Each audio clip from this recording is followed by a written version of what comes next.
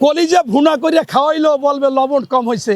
এই জামাত হচ্ছে বিএনপি থেকে সবকিছু পেয়েছে, এ পর্যন্ত সবকিছু করেছে। এরা এখন বলে যে একটু লবণ কম হয়েছে। যে এরা যে ইসলামের কথা বলে, এরা আসলে নাস্তিক না আস্তিক না কি? যে আমির এ পর্যন্ত আমার কাছে 100টা বক্তব্য আছে, বলতে জামাত যেখানে যেখানে স্পর্শ করবে ধ্বংস হয়ে যাবে। ওই মাদ্রাসা ধ্বংস হয়ে গেছে, ওই বিএনপিতে গেছে ধ্বংস হয়ে গেছে, অমুক গেছে ধ্বংস হয়ে গেছে। রোজ কিয়ামত পর্যন্ত কখনো চরমনাই এই জামাতকে গ্রহণ করবে না, জামাতকে নিবে না। এবং ওরা মুসলমান না, শিবির বেয়াদব, এইটা বেয়াদব, অমুক খারাপ।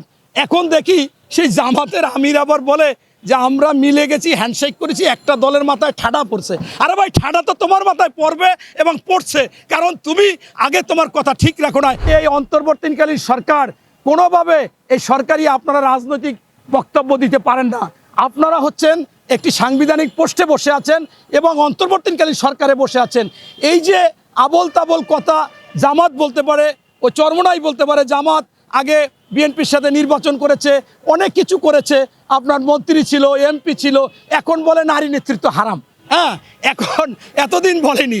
তাই আমি বলতেছি জামাতকে প্রতিষ্ঠিত করেছে বাংলাদেশে এই জিয়াউর রহমান, আবার খালেদা জিয়া, এবং কথা রেখেছে। এরা হচ্ছে কি ইসলাম ইসলাম বললো, আপনার একটা গান আছে না, কলিজা ভুনা করিয়া খাওয়াইলেও বলবে লবণ কম হয়েছে। এই জামাত হচ্ছে বিএনপি থেকে সবকিছু পেয়েছে, এ পর্যন্ত সবকিছু করেছে। অতএব এরা এখন বলে যে ওই একটু লবণ কম হয়েছে। আবার পাশাপাশি দেখেন চরমনাই, আমার অবাক লাগে যে এরা যে ইসলামের কথা বলে, এরা আসলে নাস্তিক না আস্তিক না কি? যে আমির এ পর্যন্ত আমার কাছে 100টা বক্তব্য আছে, বলতে জামাত যেখানে যেখানে স্পর্শ করবে ধ্বংস হয়ে যাবে। ওই মাদ্রাসা ধ্বংস হয়ে গেছে, ওই বিএনপিতে গেছে ধ্বংস হয়ে গেছে, অমুক গেছে ধ্বংস হয়ে গেছে। রোজ কিয়ামত পর্যন্ত কখনো চরমনাই এই জামাতকে গ্রহণ করবে না, জামাতকে নিবে না। এবং ওরা মুসলমান না, শিবির বেয়াদব, এইটা বেয়াদব, অমুক খারাপ।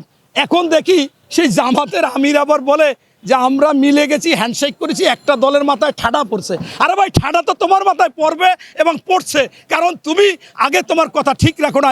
তুমি কি কোন কথা কোন সময় কি বলেছো সেটা তুমিই ভালো জানো। তোমাদের কথা তো ঠিক নাই। তোমরা কখনো দাঁত ভেঙেছো, আওয়ামী লীগের সাথে লিয়াজও করেছো, টাকা পয়সা নিয়ে নির্বাচন করেছো, এই সকালে বলেছো নির্বাচনে যাব না। তোমরা তো এরশাদের খালাতো ভাই, এরশাদ সকাল বিকাল কথা বলতো, তোমরাও এখন বলেছো, তোমরাও একবার এরশাদকেও নিয়েছিলা। তাই আমি জামাত বা চরমনাই বা অন্য দল নিয়ে বলবো না, তারা রাজনৈতিক বক্তব্য দিতেই পারে, মিথ্যা সত্য অনেক কিছু বলতে পারে তাদের কৌশলগতভাবে। কিন্তু আমি এই যে যারা বলল যে 111 বিএনপি আনতে চায়, আপনারা জানেন সবচেয়ে ক্ষতিগ্রস্ত দল হচ্ছে 111-এর জন্য বিএনপি।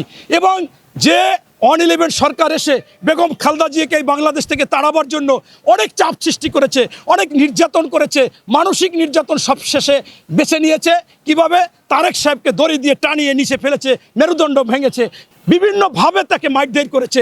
এবং আরাফাত রহমান কোকো এমনভাবে মার খেয়েছে, শেষ পর্যন্ত তার মৃত্যুবরণ হয়েছে।